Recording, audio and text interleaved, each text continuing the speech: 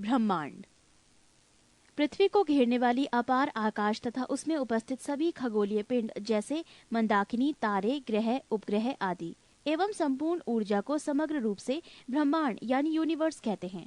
ब्रह्मांड से संबंधित अध्ययन को ब्रह्मांड विज्ञान कॉस्मोलॉजी कहते हैं। ब्रह्मांड इतना विशाल है जिसकी हम कल्पना भी नहीं कर सकते। इसके आकार की विशालता, इसमें तारों की संख्या, अपार दूरी तथा द्रव्यमान का अनुमान लगाना कठिन है। फिर भी बड़े परिमाण की संख्याओं के सहारे इनका अनुमान लगाने की कोशिश की जाती है। खगोल वैज्ञानिकों के अनुसार ब्रह्मांड में सैकड़ों अरब यानी 10 की पावर 11 मंदाकिनी है तथा प्रत्येक मंदाकिनी में लगभग 100 अरब यानी 10 की पावर 11 तारे हैं। इस प्रकार तारों की कुल संख्या 10 की पावर 11 गुणा 10 की पावर 11 बराबर 10 की पावर 22 कोटि की होगी। पृष्ठ 310 ब्रह्मांड की उत्पत्ति, evolution on off the universe. ब्रह्मांड के प्रारंभ तथा इसके भविष्य के प्रश्न को लेकर अनेक सिद्धांत व्यक्त किए गए हैं। उन सभी सिद्धांतों में बिग बैंग सिद्धांत, बिग बैंग थ्योरी को सर्वाधिक मान्यता प्राप्त हुई है। यह सिद्धांत उस समय प्रतिपादित किया गया जब खगोल विज्ञानियों ने विकसित टेलीस्कोप तथा अन्य वैज्ञानिक साधनों द्वारा प्रेक्षणों के आधार पर यह बतलाया कि हमारा ब्रह्मांड लगातार फैलता जा रहा है। बिग बैंग सिद्धांत, बिग बैंग थ्योरी। इस सिद्धांत का स्पष्टीकरण बेल्जियम के खगोलज्ञ एवं पादरी जॉर्ज लेमेटर ने दिया। इस सिद्धांत के अनुसार अरबों साल पहले ये ब्रह्मांड घनीभूत अवस्था में था और एक बिंदु के रूप में था।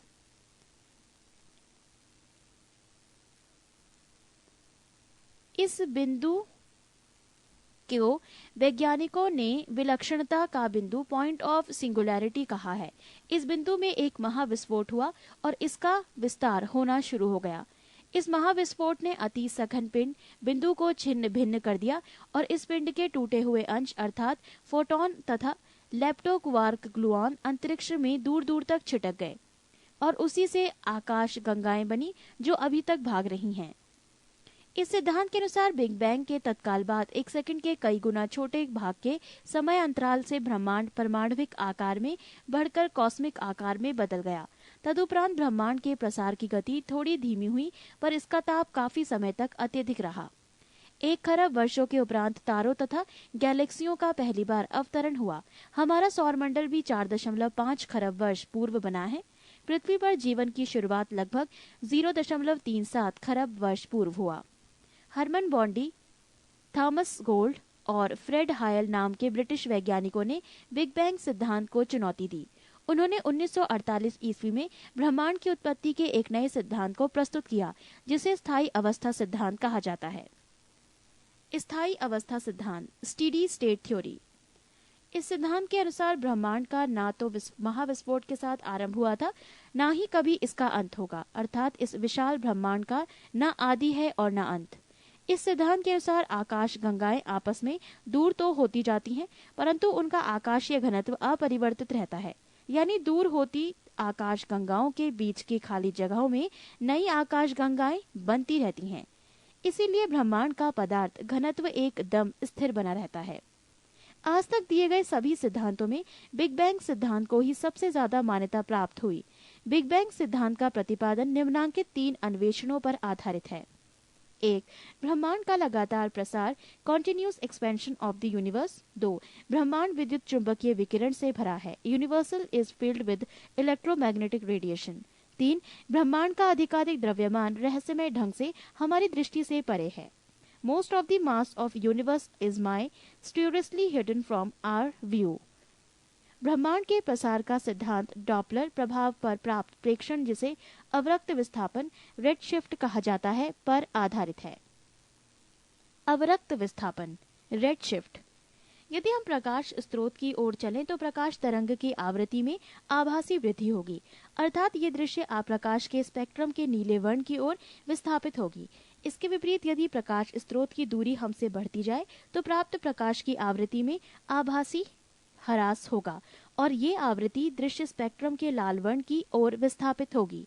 इस प्रकार के विस्थापन को अवरक्त विस्थापन कहते हैं। पृष्ठ 311। अवरक्त विस्थापन में इसके आधार पर ही 1929 ईस्वी में कैलिफोर्निया स्थित माउंट विल्सन वैधशाला ऑब्जर्वेटरी में कार्य करते हुए एडविन हब्बल ने ब्रह्मांड में होने वाले प्रसार की पुष्टि की। अपने प्रेक्षणों के दौरान हब्बल ने पाया कि कुछ निकटतम मंदाकिनियों के वर्णक्रमों की अवशोषण रेखाएं वर्णक्रम के लाल छोर की ओर खिसक रही हैं।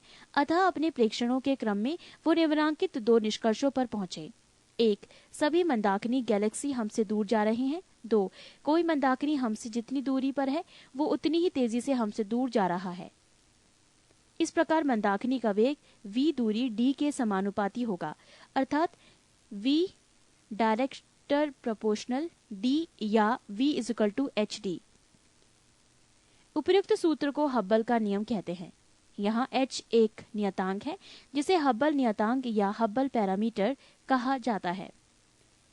नियतांक h का मात्रक किलोमीटर सेकंड की पावर -1 बटे MPC तथा इसका मान 67 किलोमीटर सेकंड की पावर -1 बटे MPC होता है।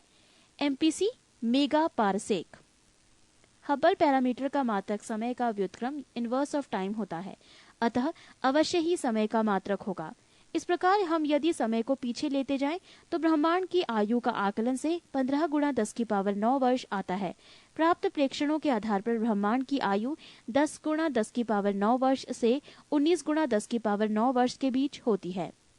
नोट: हब्बल के मंदाकिनियों के प्रतिसरण ही सेशन के नियम पर आइजक एसिमोव का कहना है कि हब्बल के निरूपण के अनुसार यदि दूरी के साथ प्रतिसरण की गति बढ़ती जाए तो 125 करोड़ प्रकाश वर्ष की दूरी पर मंदाकिनियां इस तेजी से प्रतिसरण करेंगी कि उन्हें देख पाना हमारे लिए संभव नहीं होगा। मंदाकिनी गैलेक्सी। मंदाकिनी अरबों तारों का एक विशाल निकाय है। तारे मंदाकिनियों के साथ बंधे रहते हैं। इसके लिए चारों मौलिक बलों गुरुत्वाकर्षण बल, विद्युत चुंबकीय बल, इलेक्ट्रॉन मैग्नेटिक फोर्स प्रबल या दृढ़ बल, स्ट्रॉन्ग फोर्स और कमजोर बल वीक फोर्स में गुरुत्वाकर्षण बल जिम्मेदार होता है। ब्रह्मांड में लगभग 100 अरब मंदाकिनियां यानी 10⁻11 मंदाकिनियां हैं और प्रत्येक मंदाकिनियों में लगभग 100 अरब तारे यानी 11⁻11 तारे होते हैं। यानी ब्रह्मांड में तारों की कुल संख्या लगभग 10⁻22 है। प्रत्येक मंदाकिनी में तारों के अतिरिक्त गैसें तथा धूल होती है।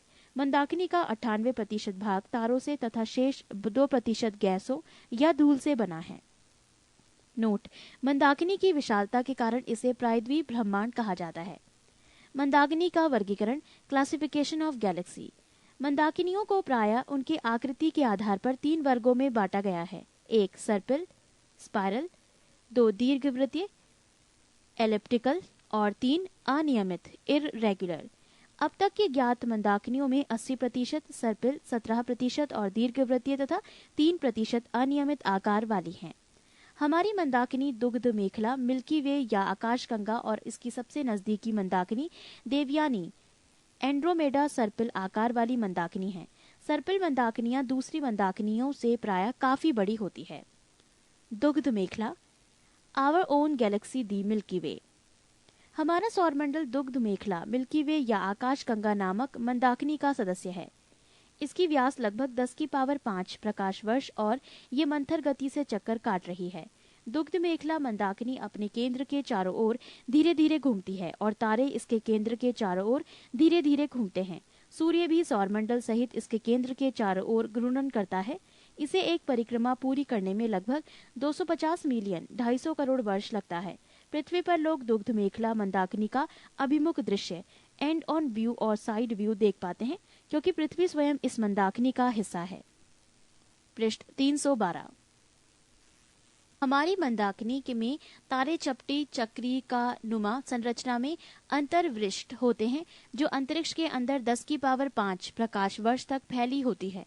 तारों की चक्रिका केंद्र पर काफी मोटी होती है जो मंदाकिनी के केंद्र पर तारों के अपेक्षाकृत उच्च सांद्रण को दर्शाता है। हमारा सूर्य और उसके ग्रह मंदाकिनी के केंद्रीय भाग से लगभग 3 × 10⁴ प्रकाश वर्ष की दूरी पर इस चक्रीय नुमा संरचना के एक पार्श्व पर स्थित है। अतः सूर्य दुग्ध मेखला मंदाकिनी के केंद्र से काफी दूर है। यदि आकाश स्वच्छ है तो दुग्ध मेखला मंदाकिनी अंधेरी रात में उत्तर से दक्षिण आकाश में हल्के सफेद तारों की चौड़ी पट्टी के रूप में प्रतीत होती है, जो करोड़ों टिमटिमाते तारों से मिलकर बनी है। अंधेरी रात में पृथ्वी से देखने पर यह प्रकाश की बहती हुई नदी की तरह प्रतीत होती है। ये आकाश गंगा कहलाती है।